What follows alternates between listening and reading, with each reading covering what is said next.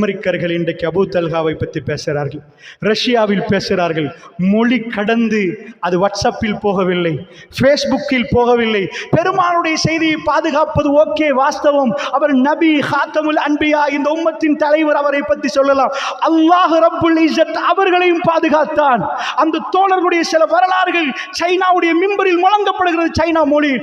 ஜப்பானியர்கள் பேசுகிறார்கள், குவைத்துக்கு தெரியும், அது ஜஸீரத்துல் அரபை தாண்டி அமெரிக்கர்கள் அதை அழுது கேட்டுக்கொண்டிருக்கிறார் என்றால் 1400 ஆண்டுகளாக அந்த இரவை நாம் மறக்கவில்லை.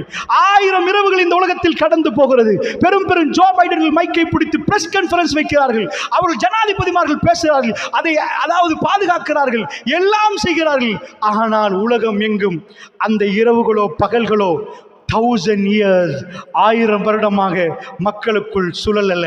அல்லாஹ் 1400 ஆண்டுகளாக இந்த உம்மத்தில் உறுப்பினர்கள் நாம் எல்லாம் இன்றைக்கும் அபூ தல்ஹாவை பார்க்காமல் நேசிக்கிறோம். அவர்களுக்காக வேண்டிய எந்த சிலையும் இல்லை, எந்த போட்டோவும் இல்லை. இது அற்புதம். அல்லாஹ்வுடைய நல்லடியார்களே, ரப்புல் ஆலமீன் மறுமையை நேசித்தவர்களை, தன்னை சந்திக்க விரும்பியவர்களை தான் சந்திக்க விரும்புகிறான் என்றார்களே, அந்த விருப்பத்தை துனியாவில் காட்டிய மூமெண்ட் அல்லாஹ்வுடைய நல்லடியார்களே. நீங்கள் போய் விரும்பினால் அழிக்க பாருங்கள். உங்களுடைய ஃபேமஸ் ஆக்கு நீங்கள் உங்களுக்கு போட்டோ அடிங்க, எல்லாம் அடிங்க, ஃபேஸ்புக்ல எல்லாத்தையும் போடுங்க.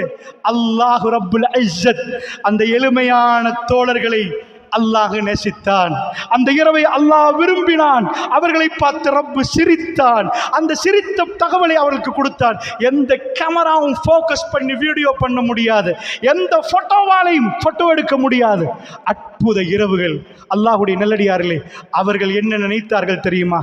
ரப்பை சந்திக்கிற நேரம், ரப்போடு பேசுகிற நேரம், இறைவா அத்தனையும் தந்தேன் இறைவா, நான் உனக்காக கொடுத்தேன் இறைவா, வேற யாருக்கும் இல்லை என்பது சொல்லுவதற்கு இந்த பூமியில் அவர்கள் நாட்கள் எண்ணினார்கள். அல்லாஹ்வுடைய நல்லடியார்களே, இந்த தலைப்பு ஏன் என்று புரிகிறதா? அல்லாஹ்வுடைய நல்லடியார்களே, கடந்து வந்தவருடைய வரலாறுகள் நிற்க அவைகள் நமக்கு மறந்து போய்விடும். நம்முடைய வாழ்க்கையில் சில பகுதிகளில் நாம் அந்த வாழ்க்கையை சிந்திக்க மாட்டோம். அதனால் தான் இந்த தலைப்பு. மறுமையில் மறந்த மனிதன் என்றால் நாம் மறுமையை மறக்கிற நேரம்.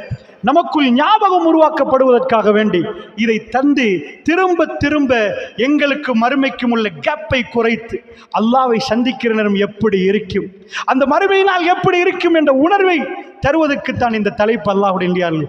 அதனால் சஹாபாக்கள் அதிகமாக இந்த தலைப்பை செவிமடுத்தவர்கள்.